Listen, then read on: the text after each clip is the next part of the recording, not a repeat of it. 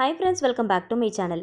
வெயில் காலம் வந்துட்டாலே எங்கே எதை பார்க்குறோமோ இல்லையோ மூளை முடுக்கெல்லாம் இந்த தர்பூசணி பழம் மலிஞ்சு கிடக்கிறத நம்ம பார்க்கலாம். அடிக்கிற வெயிலை சமாளிக்கிறதுக்கு, உடம்ப கூலாக வச்சுக்கிறதுக்கு எல்லா மக்களுமே வாங்கி சாப்பிடக்கூடிய அளவுக்கு ரொம்ப மலிவாக கிடைக்கக்கூடிய இந்த தர்பூசணி பழத்தை ரொம்ப ஈஸியாக எப்படி கட் பண்ணலாம் அப்படிங்கிறது தான் இந்த வீடியோவில் நான் டிப்ஸாக ஷேர் பண்ணியிருக்கிறேன். வீடியோ பார்க்குறதுக்கு முன்னாடி சேனலை மறக்காமல் சப்ஸ்கிரைப் பண்ணிக்கோங்க. கூடவே இருக்கிற பெல் ஐக்கனையும் கிளிக் பண்ணிக்கோங்க. அப்போ தான் நான் போடுற வீடியோஸ் உங்களுக்கு நோட்டிஃபிகேஷனாக வரும், நீங்களும் மிஸ் பண்ணாமல் பார்க்கலாம்.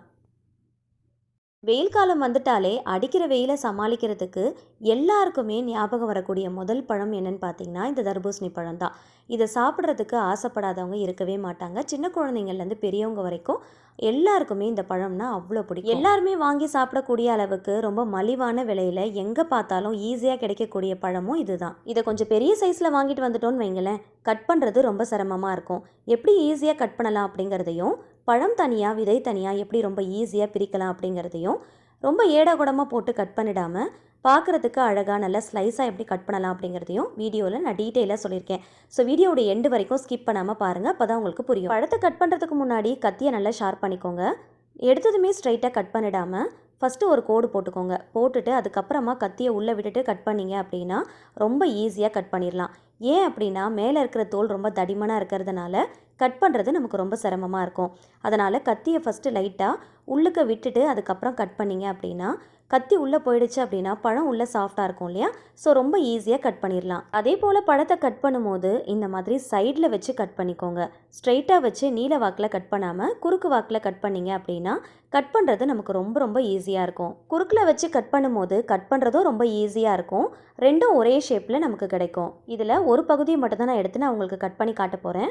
அதில் கார்னரில் பார்த்தீங்கன்னா இந்த மாதிரி இருக்கும் இல்லையா, அதை மட்டும் நம்ம தனியாக கட் பண்ணி எடுத்துடலாம். அது கொஞ்சம் ஹார்டாக இருக்கிற மாதிரி தான் இருக்கும். அதை ஃபஸ்ட்டு இந்த மாதிரி கட் பண்ணிவிட்டு தனியாக எடுத்துடலாம். அடுத்ததாக ஒரு முக்கியமான டிப்ஸ் நான் உங்ககிட்ட சொல்ல போகிறேன். இது வரைக்கும் இந்த டிப்ஸை நீங்கள் கேள்விப்பட்டிருக்கவே மாட்டீங்க. இந்த தர்பூசணி பழத்தை உத்து பார்த்தீங்க அப்படின்னா இந்த மாதிரி 3 கோடு தெரியும், ட்ரையாங்கிள் ஷேப்பில் தெரியும். இந்த பழத்தை மட்டும் பார்த்தீங்கன்னா ஒரு 6 பீஸ் கிட்ட நம்ம கட் பண்ணுற மாதிரி தான் தெரியும். இப்போ நான் உங்களுக்கு ஜூம் பண்ணி காட்டுறேன் பாருங்கள். நீங்கள் எந்த பழத்தை கட் பண்ணாலுமே இந்த மாதிரி குறுக்கில் கட் பண்ணிட்டு பார்த்தீங்க அப்படின்னா இந்த மாதிரி ட்ரையாங்கிள் ஷேப்பில் 3 கோடு நமக்கு நல்ல டீப்பாக தெரியும். இது வரைக்கும் இதை நீங்கள் கண்டிப்பாக கேள்விப்பட்டிருக்கவே மாட்டீங்க. பழம் வாங்கினீங்க அப்படின்னா உடனே இந்த மாதிரி குறுக்கு வாக்கில் கட் பண்ணிட்டு பாருங்கள். எந்த பழம் வாங்கினாலும் சரி, எந்த ஷேப்பில் வாங்கினாலும் சரி, எந்த சைஸில் வாங்கினாலும் சரி, கட் பண்ணும் போது இந்த மாதிரி ட்ரையாங்கிள் ஷேப்பில் நல்ல டீப்பாக 3 கோடு தெரியும். இந்த வீடியோ பார்க்குற உங்களில் எத்தனை பேருக்கு இந்த விஷயம் தெரியும் அப்படிங்கிறத மறக்காமல் கமெண்ட்டில் என்கிட்ட ஷேர் பண்ணுங்கள். கரெக்டாக இந்த 3 கோடை பாயிண்ட் அவுட் பண்ணி கட் பண்ணிங்க அப்படின்னா ரொம்ப ஈஸியாக 3 பீசஸாக ஈக்குவலாக நம்ம கட் பண்ணி எடுத்துடலாம். எந்த கடையில் இந்த பழம் வாங்கினாலும் சரி, ரோட்டோர கடைகளில் இந்த பழம் வாங்கினா கூட ஒரே மாதிரி ஈக்குவலான ஷேப்பில் பார்க்குறதுக்கே அழகாக கட் பண்ணி வச்சுருப்பாங்க. அதை இந்த மாதிரி கோடை பாயிண்ட் அவுட் பண்ணி அழகாக கட் பண்ணுறதுனால மட்டும்தான் ஈக்குவலான ஷேப்பில் அவங்களுக்கு கட் பண்ண வருது. ஒரு பழத்தை 2 பாதியாக கட் பண்ணோம். அந்த 2 பாதியில் ஒரு பாதியை எடுத்தோம். அதில் நம்ம இப்போ 3 பாதியாக கட் பண்ணி எடுத்துருக்குறோம். இந்த மாதிரி கட் பண்ணிங்க அப்படின்னா ஈவனாக ஒரே ஷேப்பில் இருக்கும். ஸ்லைஸ் போடுறது நமக்கு ரொம்ப ஈஸியாக இருக்கும். இப்போ நான் உங்களுக்கு காட்டுறேன் பாருங்கள், எல்லாமே ஒரே ஷேப்பில் இருக்குது பாருங்கள். இந்த 3 பீஸையும் பக்கத்தில் வச்சு பார்த்தீங்கன்னா கொஞ்சம் கூட டிஃப்ரென்ஸ் தெரியவே தெரியாது. கரெக்டாக அந்த ட்ரையாங்கிள் ஷேப்பை பாயிண்ட் அவுட் பண்ணி கட் பண்ணிங்கன்னா 3 பீஸையும் ஈக்குவலாக கட் பண்ணிடலாம். கட் பண்ண 3 பீஸ்லேருந்து ஒரு பீஸ் மட்டும் நான் தனியாக எடுத்துருக்கிறேன். இப்போ இதை எப்படி அழகாக ஸ்லைஸ் போடலாம் அப்படிங்கிறத பார்க்கலாம். இது வேணும் அப்படின்னா நீங்கள் சென்டராக ஒரு கட் கொடுத்துட்டு இதை சின்ன சின்ன பீசஸாக கூட நீங்கள் போட்டுக்கலாம். ஆனால் நான் சென்டராக கட் பண்ணலை, பெரிய பீசஸாக தான் நான் கட் பண்ணி எடுக்க போகிறேன். ஃபஸ்ட்டு சைடில் இந்த மாதிரி லைட்டாக கார்னர் ஃபுல்லாகவே லைட்டாக கத்தியை வச்சு லைட்டாக கட் கொடுத்துருங்க.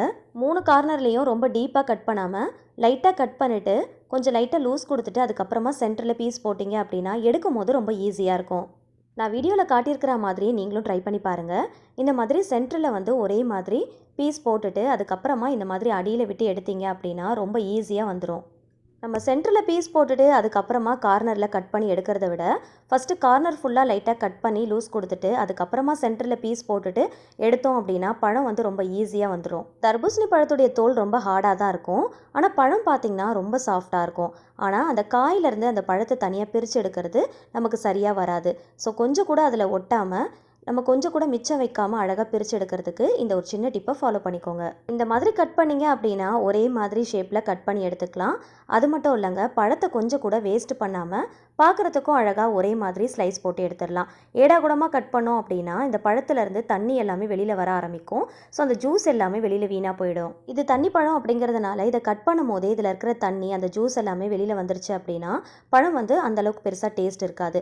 ஸோ கொஞ்சம் கூட தண்ணி அந்த ஜூஸ் எல்லாமே வேஸ்ட் பண்ணாமல் ஈஸியாக கட் பண்ணுறதுக்கு இந்த டிப்பை ஃபாலோ பண்ணிக்கோங்க. நான் உங்களுக்கு 2 பீஸ் கட் பண்ணி காட்டியிருக்கிறேன். இதே மாதிரி நீங்களும் ட்ரை பண்ணி பாருங்கள். ரொம்ப சூப்பராக காயிலிருந்து அழகாக பழத்தை ஒரே மாதிரி ஷேப்பில் கட் பண்ணி எடுத்துடலாம். எப்பயும் தர்பூசணி பழம் வாங்கும் போது நல்லா தட்டி பார்த்து வாங்குங்க. நல்ல டம்மு டம்முன்னு சத்தம் கேட்கணும். அப்போ தான் வந்து அந்த பழம் நல்லாயிருக்கும். இந்த பழம் பார்க்குறதுக்கு அந்த அளவுக்கு கலராக இல்லைனாலும் டேஸ்ட் வைஸாக பார்க்கும்போது ரொம்ப சூப்பராக இருந்துச்சு. பழத்தை கொஞ்சம் கூட மிச்சம் வைக்காமல் இந்த காயிலிருந்து அழகாக பிரித்து எடுத்துட்டோம். 3 பீசஸில் இருந்த எல்லா பழத்தையுமே ஒரே மாதிரி ஷேப்பில் கொஞ்சம் கூட ஜூஸ் வேஸ்ட் பண்ணாமல் அழகாக கட் பண்ணி எடுத்துட்டேன். கடைகளில் வாங்குற மாதிரியே ட்ரையாங்கிள் ஷேப்பில் ஒரே மாதிரி நம்ம கட் பண்ணி எடுத்துட்டோம். நான் கட் பண்ணும் போதே நீங்கள் பார்த்துருப்பீங்க, கொஞ்சம் கூட ஜூஸ் வேஸ்ட் ஆகவே இல்லை. இதில் இன்னொரு பெனிஃபிட்டும் இருக்குது. இந்த மாதிரி கட் பண்ணிவிட்டு நம்ம பார்த்தோம் அப்படின்னா இதில் இருக்கிற சீட்ஸ் எல்லாம் ரொம்ப விசிபிளாக நமக்கு தெரியும். ஸோ ரிமூவ் பண்ணுறது ரொம்ப ஈஸியாக இருக்கும். ரொம்ப திக்காக கட் பண்ணிட்டோம் அப்படின்னா சீட்ஸ் எல்லாம் நமக்கு விசிபிளாக தெரியாது. ரொம்ப தின்னாக கட் பண்ணிட்டோம் அப்படின்னா எடுக்கும் போதே கையில் உடஞ்சி போயிடும். மீடியம் ஷேப்பில் கட் பண்ணிங்க அப்படின்னா நமக்கு எடுக்கும் போதும் கையில் உடையாது. சீட்ஸும் நமக்கு விசிபிளாக தெரியும். எடுக்கிறதும் ரொம்ப ஈஸியாக இருக்கும். இந்த மாதிரி ஒரு கம்பியோ அப்படி இல்லைனா கத்தியோ அப்படி இல்லைனா டூத் ஸ்டிக் இருந்துச்சு அப்படின்னா அதை வச்சு கூட ரொம்ப ஈஸியாக எடுத்துடலாம். இந்த சீட்ஸை ரிமூவ் பண்ணுறதுக்கு ரொம்ப போட்டு நோண்டி எடுக்கணும் அப்படிங்கிற அவசியம் இல்லை. நமக்கு விசிபிளாகவே தெரியும். ரொம்ப ஈஸியாக ரிமூவ் பண்ணிடலாம். இதே நீங்கள் ஏடாகூடமாக கட் பண்ணீங்க அப்படின்னா அந்த சீட்ஸை வந்து எடுக்கிறது ரொம்ப நமக்கு கஷ்டமாக இருக்கும். அப்படி நம்ம சீட்ஸ் எடுக்காமல் சாப்பிட குழந்தைங்களுக்கு கொடுக்குறோம் அப்படின்னா அவங்களுக்கு தொண்டையிலலாம் போய் மாட்டிக்கும். ஸோ அவங்களுக்கு சாப்பிட்றது கஷ்டமாக இருக்கும். ஸோ ரொம்ப குட்டியான குழந்தைங்களுக்கு கட் பண்ணி கொடுக்குறீங்க அப்படின்னா இந்த டிப்பெல்லாம் ஃபாலோ பண்ணிக்கோங்க. ரொம்ப ஈஸியாக கட் பண்ணி கொடுத்துடலாம். கொஞ்சம் கூட சிரமப்படாமல் ரொம்ப ஈஸியாக காய் தனியாக, பழங்கள் தனியாக, விதைகள் தனியான்னு தனித்தனியாக கட் பண்ணி எடுத்துட்டோம். கட் பண்ணும்போது கொஞ்சம் கூட ஜூஸும் வேஸ்ட் ஆகலை. இதை அழகாக கட் பண்ணி என்ன பண்ண போகிறோம்னு நினைக்காதீங்க. இந்த மாதிரி கட் பண்ணுறதுனால நமக்கு எதுவுமே வேஸ்ட் ஆகாது. சீட்ஸ் இல்லாமல் குழந்தைங்களுக்கு அழகாக சாப்பிட கொடுக்கலாம். தொண்டையில் போய் மாட்டிக்கும் அப்படிங்கிற அந்த பயம் நமக்கு இருக்காது.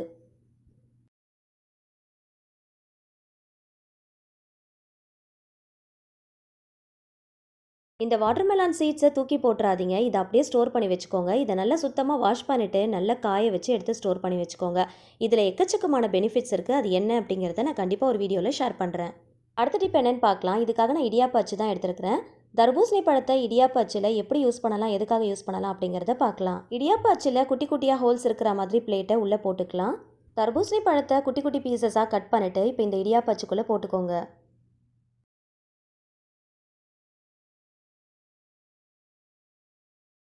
ஃபுல்லாக போட்டு ஃபில் பண்ணிடாமல் 3/4 வாசி அளவுக்கு மட்டும் போட்டுட்டு ஃபில் பண்ணிக்கோங்க. இப்போ மூடி போட்டு நம்ம டைட்டாக ஃபிக்ஸ் பண்ணிக்கலாம்.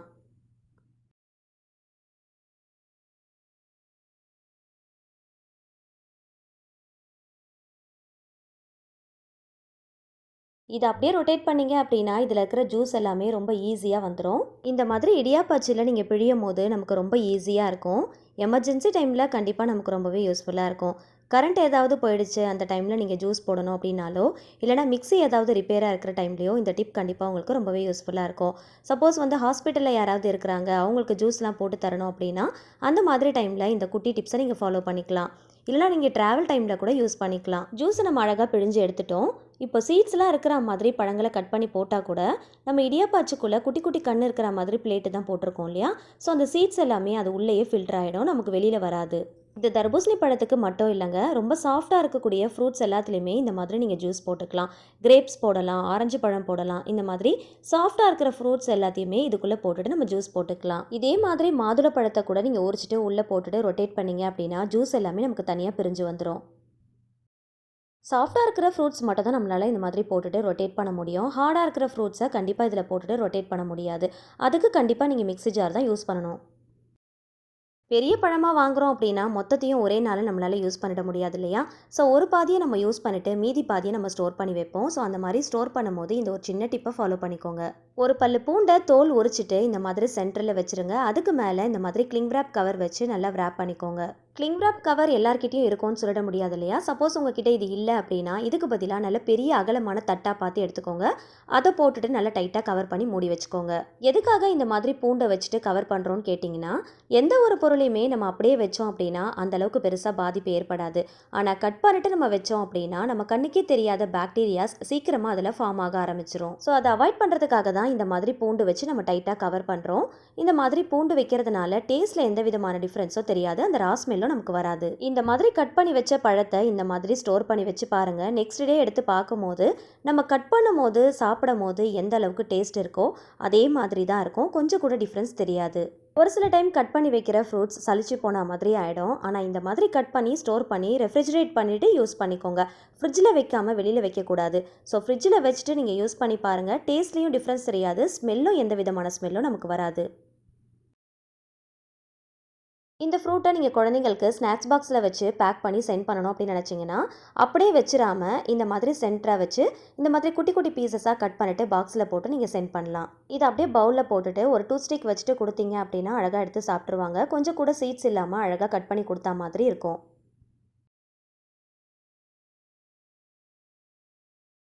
கட் பண்ண ஃப்ரூட்ஸை மிக்ஸி ஜாரில் அப்படியே சேர்த்துக்கலாம்.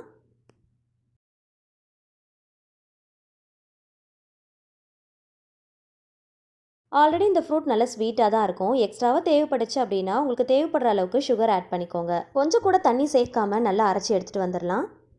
அரைச்சதை ஃபில்டர் பண்ணி எடுத்துக்கலாம். இதில் எக்ஸ்ட்ராவாக கொஞ்சமாக ஜிஞ்சர், லெமன், மின்ட் லீவ்ஸ் இதெல்லாமே சேர்த்து நீங்கள் கிரைண்ட் பண்ணிவிட்டு அதுக்கப்புறமா ஃபில்டர் பண்ணிங்கன்னா இன்னும் கொஞ்சம் டேஸ்ட் எக்ஸ்ட்ராடினரியாக இருக்கும்.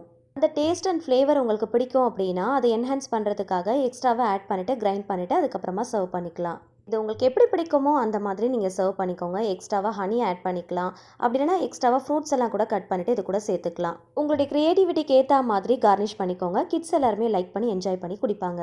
இது கூட லெமன், ஜிஞ்சர், மின்ட் லீவ்ஸ் சேர்த்துட்டு நீங்கள் சர்வ் பண்ணிங்க அப்படின்னா உண்மையிலே டேஸ்ட் ரொம்ப சூப்பராக இருக்கும். நல்லா சில்லுன்னு சர்வ் பண்ணுங்கள். தேவைப்பட்ட ஐஸ் க்யூப்ஸ் கூட நீங்கள் ஆட் பண்ணிக்கலாம். நான் இன்றைக்கி இதை சிம்பிளாக தான் சர்வ் பண்ணியிருக்கிறேன். இதில் நான் இன்னொரு விஷயமும் பண்ண போகிறேன். அதுக்காக தான் நான் அது எதுவுமே சேர்க்கல.